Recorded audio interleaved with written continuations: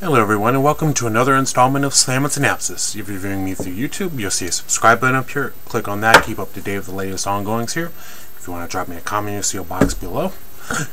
This segment is going to be submitted for possible inclusion to the PW Insider family of websites. It's pwinsider.com, pwinsiderelite.com, and pwinsiderextra, no e.com. You could just join them at Facebook at PW Insider. So, business taken out the way. Jump right into the segment here.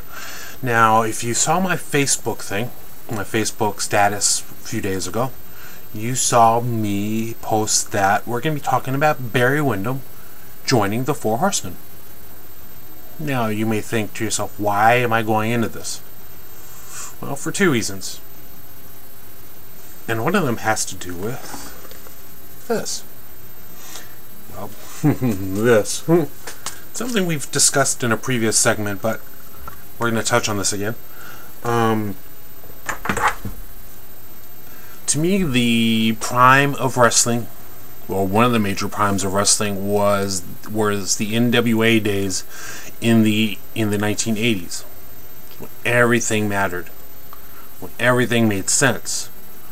Myself, if I had my choice of any tape library to have in my collection, it would be the NWA World Championship Wrestling Saturday shows, but it would also be NWA Worldwide Wrestling.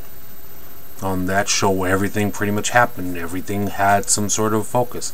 I mentioned this many times before. Barry Windham joining the Four Horsemen.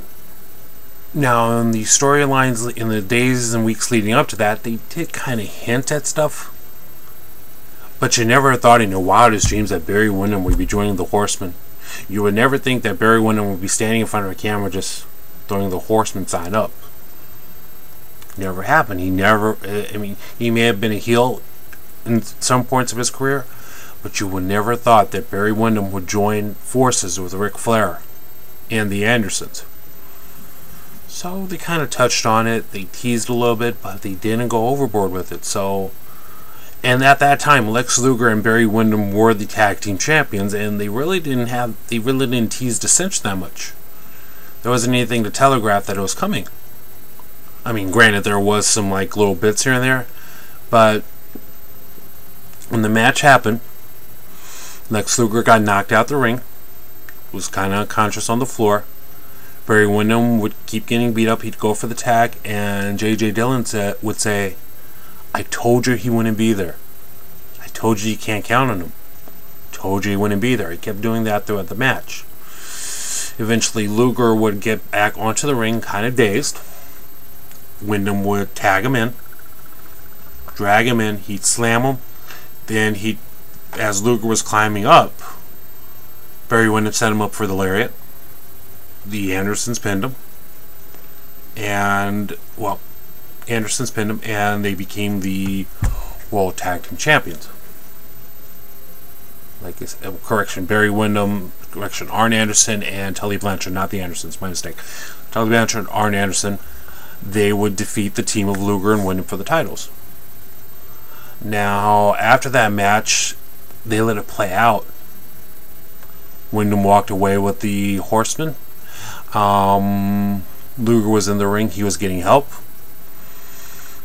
And at this other time, they had a storyline with the Midnight Rider.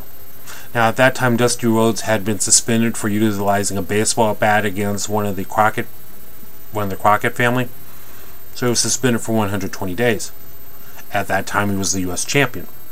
At that time, after he was suspended, he came back as the Midnight Rider, a darker side of Dusty Rhodes.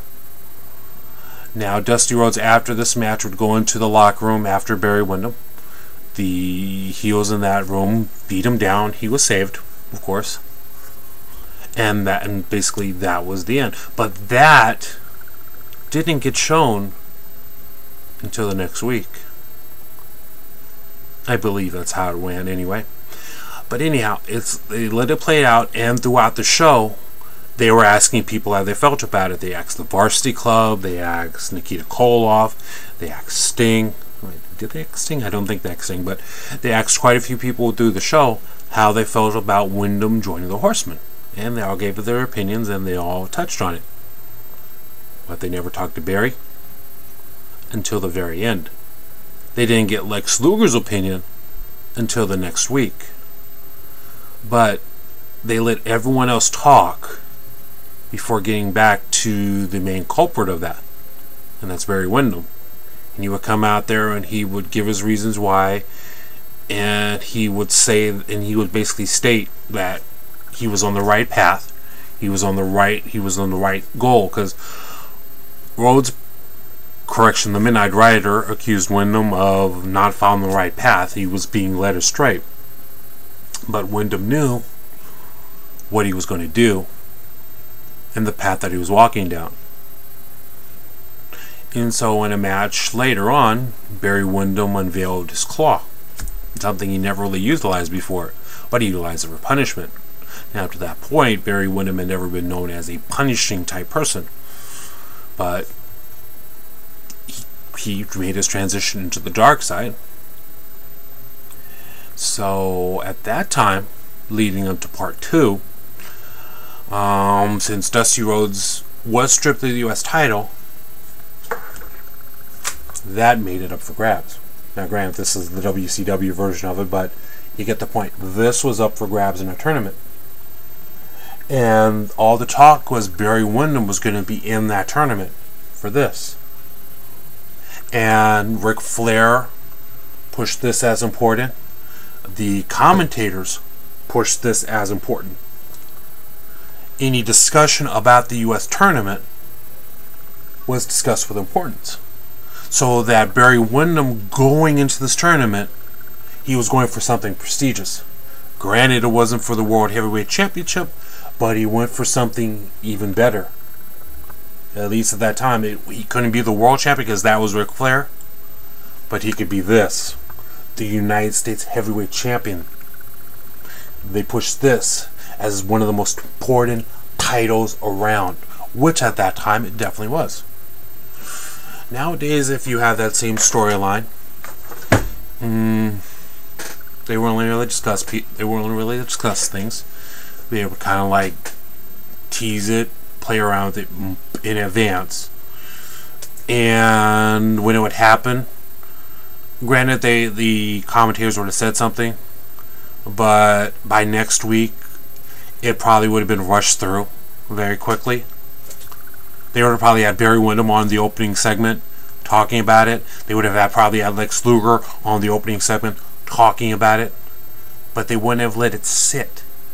They wouldn't have let it stew. They wouldn't have let you wait for that discussion, for that time frame. Plus, considering the fact that this was vacant at the time, if this had happened now, it would have been like, okay, we're going to do this like little tournament on a Raw or SmackDown, carry it through a few weeks, but they really wouldn't push the importance of this title. They don't even do that now. Intercontinental title was once a prestigious title held by people like Randy Savage, Ricky Steamboat, Shawn Michaels, Bret Hart, Mr. Perfect. The title was prestigious. The United States Championship, held by people like Tully Blanchard, held by Magnum TA, Dusty Rhodes, Nikita Koloff, Lex Luger, Sting, they were pushed as important.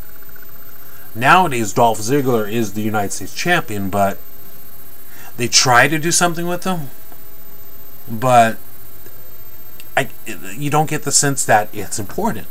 You get the sense that this is one of those throwaway titles that, oh, they just want to put on someone for just a month or so. Granted, some people have held it longer, but it's like this is just a hand along. Before, being the Intercontinental Champion meant that you were the #1 contender for the World Heavyweight title. Being the United States Champion meant that at any time you were the definite #1 contender for the World Heavyweight title. That's not pushed as much today. Think about it. Would you honestly see or think of Cody Rhodes being the #1 contender to the World Heavyweight Champion? Do you see Dolph Ziggler being considered the #1 contender? Granted, there was that crappy storyline where he held the title for all of, 17 minutes or something?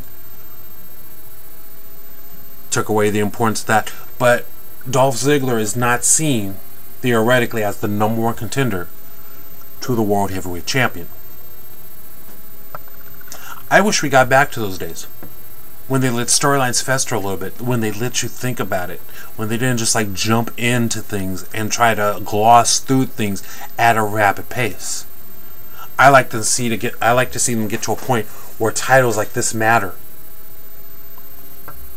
where having this belt meant that you were definitively somebody, not just a flavor of the month, but a definitive somebody, so that you could say, hey, I'm the U.S. champion, I'm coming after the world title. I'm the Intercontinental champion, I'm coming for the world title. I am the Mid-Atlantic, cross-Pacific, transnational champion. I'm coming for the World Heavyweight Champion. I am the number one contender. Like Gino Hernandez says, I am your champion, and I will be your World Heavyweight Champion. This needs to be more important. Storylines need to be made more important. I know I mentioned this in previous segments, but it bears repeating, because it seems like nowadays WWE is trying to do this. They're trying really hard, and I commend them for that. But I kind of wonder how long it's going to be before things change. I mean, I give them props for doing the 1-2-12 thing with speculative coming back of Chris Jericho. I commend them for doing the Kane Unmasked or Kane Resurrected thing. That's a slow build there. Don't appreciate the fact that they keep mentioning Brodus Clay is coming, but they never bring him on. So, but the fact of the matter is, I would love, and I'm like I said, I've mentioned this before, I would love to see a time when storylines matter. When it's not just whiz through, when it's not just given it second thought, and when titles like this don't really matter as much as they should. So, people fought and bled for this. It's like, you didn't have to have the world champion. I mean, people were fighting out for the world TV title. That was pushed as important too. The World Television Championship. People like Arn Anderson, people like Tully Blanchard, people like Steve Austin, people like, the list could go on and on. But the title was important. The U.S. title was important. Barry Windham was important. Dusty Rhodes, Midnight Rider, was looking at a worldwide show on tape from a while back. United States tag team titles. Midnights were defending against the Fantastics, and they treated that as important. It had the big title feel to it. It wasn't the World Tag Team titles, but it was a title nonetheless, and they pushed it as important. It was a sense of, okay, we're starting off the show. The United States Tag Team title is on the line. Watch the show.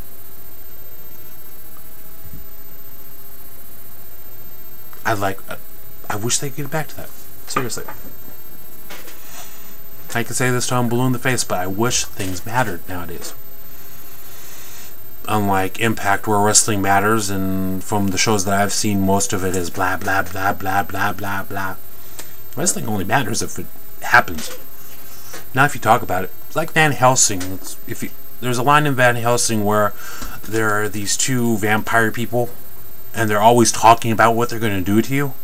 When all of a sudden, one of the heroine of the movie says, you know, if you spent time actually killing people instead of talking about it, you'd actually get stuff done.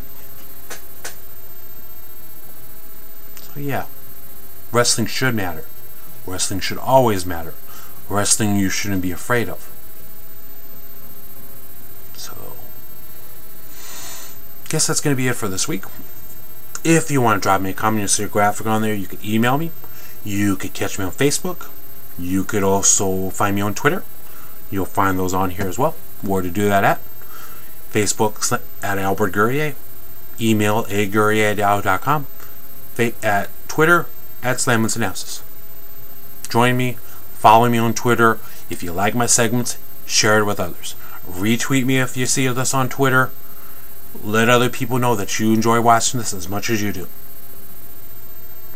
So for this week, next week I'm not sure what we're going to be talking about. I'm going to be going on vacation in a couple of weeks.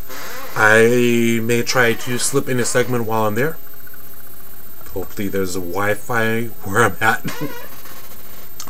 But coming up at the end of the month, I may take some time off. May just slip in a new segment, but from Monday to Friday, the end of December, I'm gonna take a look at what's been my most viewed segments and air them every day on Facebook and Twitter in order of views, leading up to what segment has gotten the most views so far to date.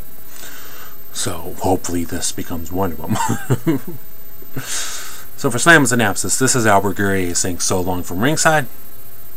Have a good day. Be the best. Goodbye, everybody.